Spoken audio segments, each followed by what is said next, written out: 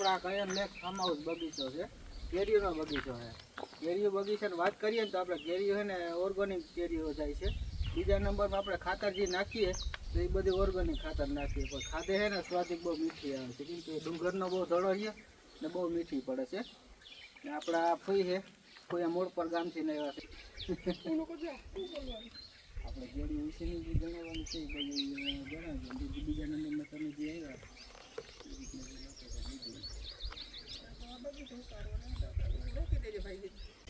એમાં આ વણી બગીચો છે.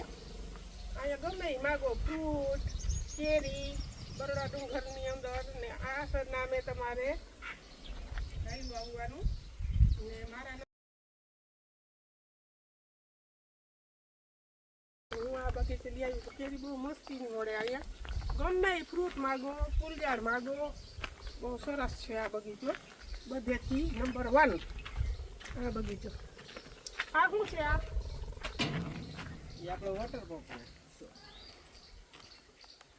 આ ઝાડ કેમ છે? બાકી આવા હજી આપણા દેશમાં કે શોભાનું છે. આ શોભાનું ઝાડ કેમ છે? બાકી આવું પ્લાસ્ટિક જેવું નહીં, પ્લાસ્ટિકની ડાયર કટિંગ કરીએ તો 5 દિવસ તો એની ડાયર કરી મોટી પછી ગુલાબ ઝાડ જાતના. આ એ શોભાનું છે ને? એ શોભાનું સો કટિંગ શોભાનું.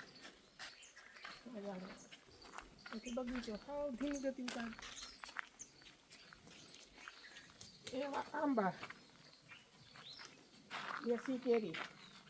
આવી કેરી ક્યાંય બરડા ડુંગર સિવાય મળે નહીં.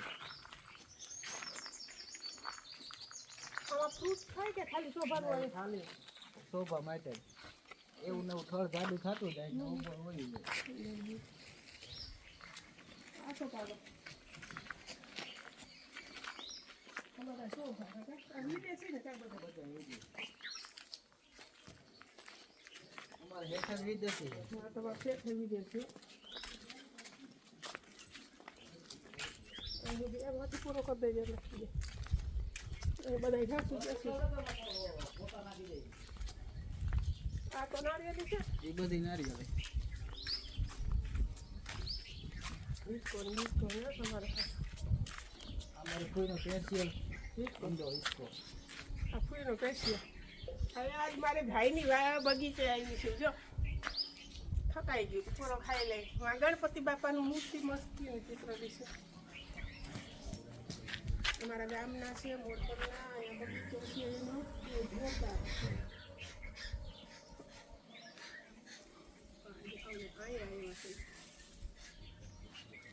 બે માથે જ મસ્તી નથી.